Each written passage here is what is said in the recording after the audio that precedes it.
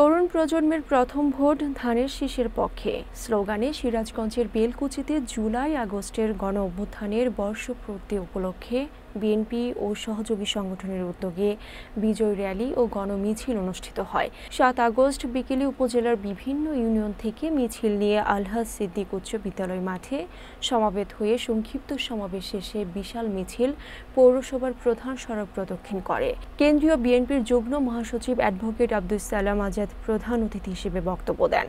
সভাপতিত্ব করেন রাজশাহী বিভাগের সহ সাংগঠনিক সম্পাদক আমিরুল ইসলাম খান আলিম এবং সঞ্চালনা করেন মোহাম্মদ বনি আমিন।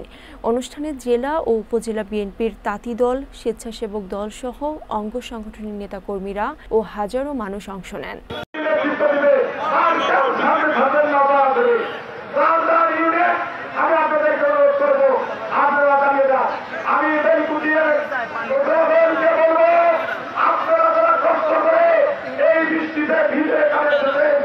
আমি আমার